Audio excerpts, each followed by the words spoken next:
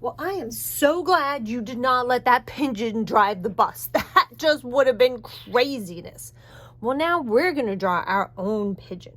If you look at this pigeon, he's really just made of some shapes. What shapes can you see?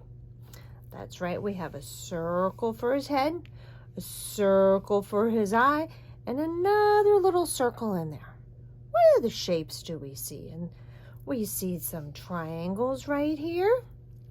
And then we see some lines. So these two parallel lines, these are vertical lines because they go up and down. And then we have two horizontal lines that go side to side. And two more vertical lines here, and then some diagonal lines here. So this is going to be easy for you guys. You know all these shapes and lines. Now, if you look at my pigeon, look how big he is. Because remember, in art, big is better. We want to fill up the paper. So I'm going to start with a marker, and I want you to start with a pencil.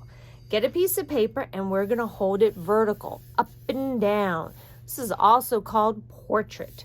So the first thing we're going to do is draw a nice big circle for his head. So give me a circle for his head. Then we're going to draw another circle inside that circle for his eye. And then we're going to give him a pupil. So give me a dot right there in the center. So that's basically his head.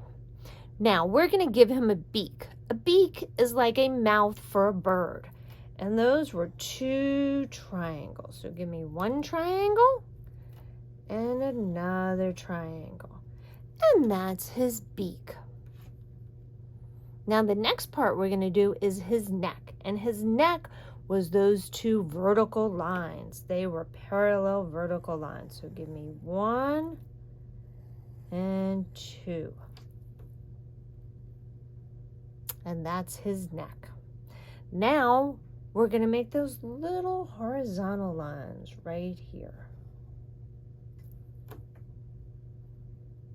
Now it's time for his body. His body is probably the hardest part. We're going to go from his back across and come up just a little bit. So we're going to go from here over to here and come up just a little bit. And that's another horizontal line. Next, we're going to go from here all the way around up to here. So from here all the way around. So we're going to take this one and go down and around for his body and come up and connect to his tail. Now, does a bird have arms? No, a bird doesn't have arms. He has wings. So let's give him a wing. We're going to make another horizontal line parallel to this one, and then we're going to go whoop. So go across and then whoop, and that's his wing. Now the last thing this bird needs is some feet and legs, and he has 2 of them just like we do. So now we're going to make 2 vertical lines, and then we're going to add some diagonal lines. We're going to go this way and this way, kind of like an upside down V. Well, now you have your pigeon. So your background for your pigeon is going to be however you want to paint it. Or if you don't have paints, you could use crayons, colored pencils, but you could do your background however you would like for your pigeon. And this is going to be such a fun project. I can't wait to see all these pigeons.